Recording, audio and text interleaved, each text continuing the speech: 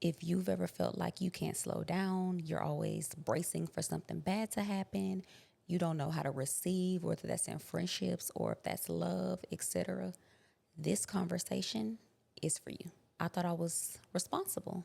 For so many years, I thought this was just my personality. I thought I was independent.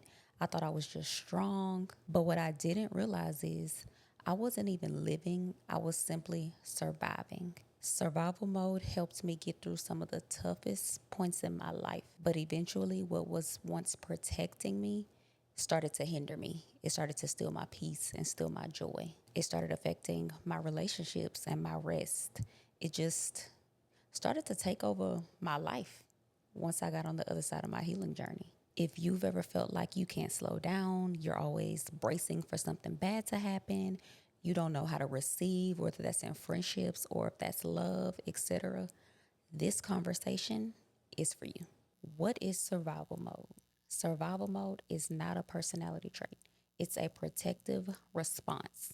When you've experienced trauma, abuse, neglect, irritability, betrayal, toxic environments, your brain learns to stay prepared, to stay alert, and to stay in control. But the problem is, your body doesn't always realize that the danger is over. So you continue to live like you're in an emergency when you're finally safe. Signs you're still living in survival mode. You feel like you have to do everything yourself.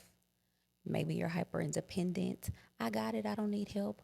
Even though you need help, even though you wish someone would help you, you don't even know how to ask for it or you don't know how to receive it. So you're just hyper independent. I got it. You're running around like a chicken with your head cut off, figuring everything out and being in control of everything. Or maybe you just simply don't know how to release that control to other people because you're so used to being the fixer or the one who gets it done and gets it right. And this was me for the longest. Super hyper independent, super I got it. I don't need help. I'm not going to ask for help. Like, just get out of my way and let me do it. Or if someone would, if I would release that little bit of control. And I'm like, yeah, help me. The minute they're not doing it right or not doing it to my standard, it's like, move. I got it. Like, now you're just in my way. It's like I wore independence like a badge of honor, when in reality, I just didn't trust anybody but myself. Number two, rest makes you feel guilty. Sitting still may feel uncomfortable. Productivity may become your identity. You don't know how to relax. And I struggled with this one too. For the longest, I just didn't know how to relax. I was always tense, constantly in fight or flight. And even if I did try to relax, it's like my brain just wouldn't. Sometimes it just wouldn't slow down. I'm so anxious that my thoughts are always compiling on the other one. Like I'll be thinking about, sometimes I'll be trying to pray and then I'm thinking about what I need to do for the day because I didn't know how to relax. Relaxing just didn't feel normal for me because I was used to being needed all the time. I'm always used to problem solving, fixing. Like I was always needed. I'm also a mom, so my kids need me. I was just so used to just being needed that even when I tried to relax, I couldn't because there's always something that I felt like needed to be done. So I have a question. When was the last time you rested without feeling guilty, without feeling like something needed to be done? Number three, you're always waiting for something bad to happen. It's always, this feels too good to be true. Your nervous system is bracing for just something to go wrong. You struggle to trust your happiness. You'll maybe feel a glimpse of happiness or a glimpse of joy, and you're just like, I can't get too excited. I can't get too happy about this. It's like you're always waiting on the other shoe to drop. And I know this one all too well as well. It took me a long time to calm my nervous system and allow things to be good to me without feeling like, okay, this is too good to be true. Okay, yeah, something about to go wrong. And it's like sometimes your brain will manifest that. Sometimes you'll manifest something bad going wrong because you're so used to that you haven't rewired your brain to think good things can happen to me. Good things can happen for me. Like I'm open to receiving all things good. Or you feel responsible for everybody. You constantly want to fix people. You carry the emotional weight. You take ownership for other people's problems. Y'all, I think I was every one of these. on the freaking list. I think my whole life was just survival because I too was the fixer. If you came to me with a problem, I'm going to help you fix it. If I see that you need healing in this area, I'm going to point it out. Like, I want so bad for everyone around me to be the best version of themselves that I would take on their mess. I would be telling them what they need to do in their life. I would be trying to, get them together. And it's like, hold on, you can't fix everybody. Like, look how long it took you to fix you. You need to be your only focus. No one else should be your focus. They need to be their own focus. And it's going to take some time to unlearn that if you are the fixer, but just know you are not responsible for everybody else and their shit. Five, you don't know how to receive compliments, love, gifts, help, kindness. They all make you feel uncomfortable. Why? Because survival mode taught you that if I need people, I'll get hurt.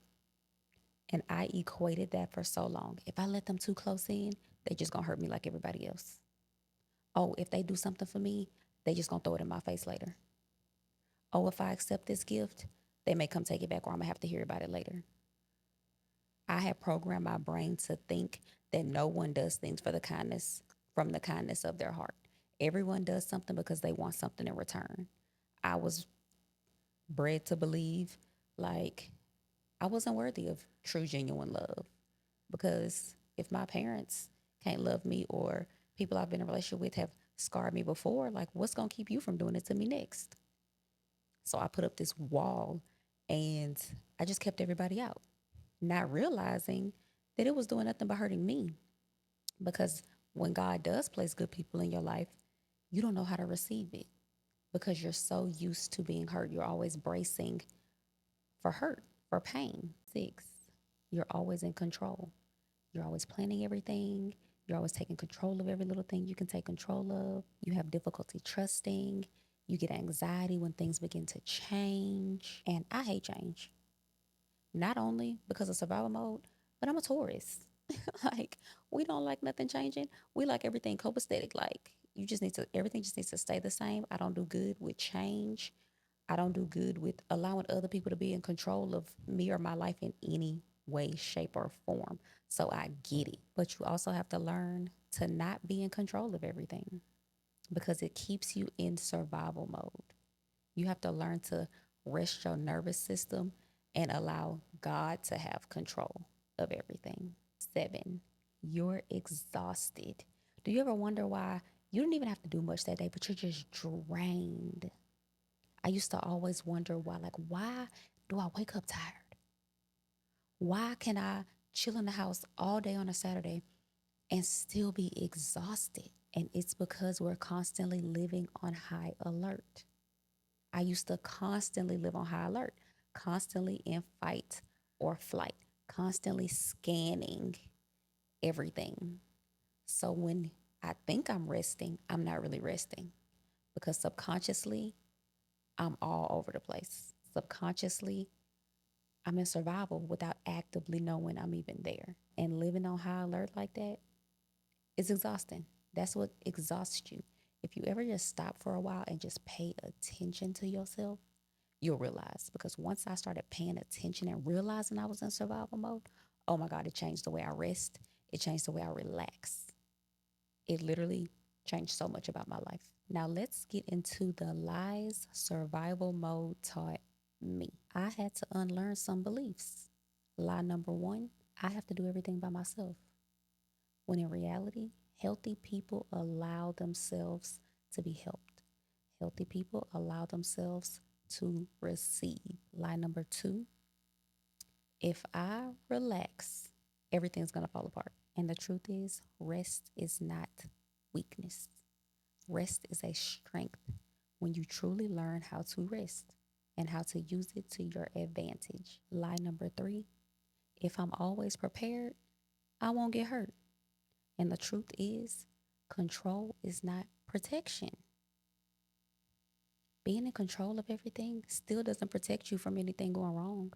Lie number four, my value comes from what I do. And the truth is, your value is not tied to your productivity.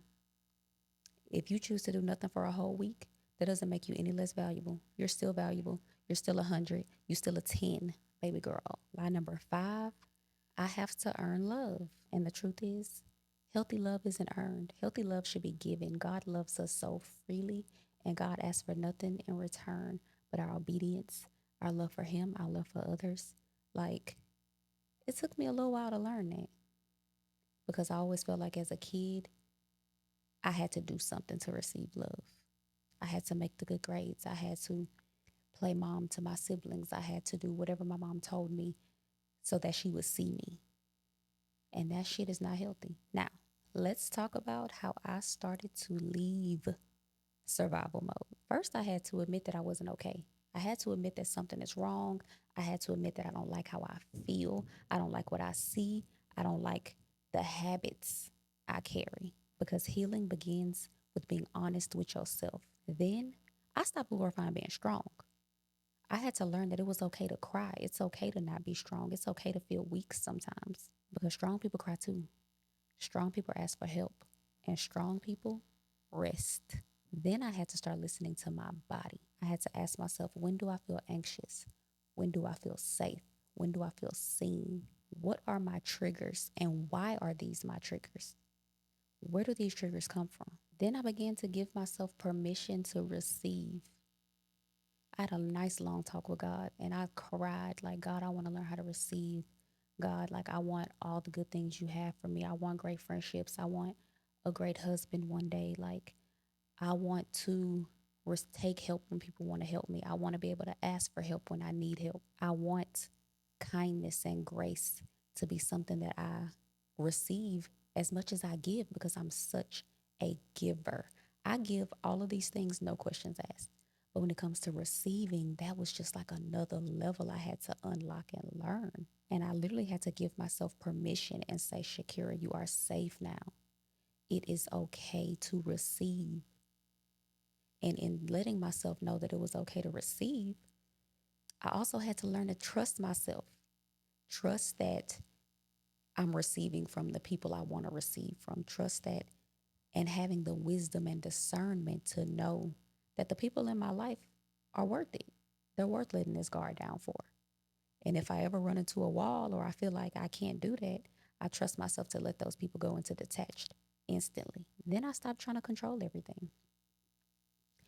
And I feel like when I truly learned to stop controlling everything was with my relationship with God over the last year and how much it's blossomed since 2025. Like truly learning to give God control and being in my word and being in Bible study, going to church, being in relation with other people who are on a similar walk as me allowed me to learn to surrender it to God.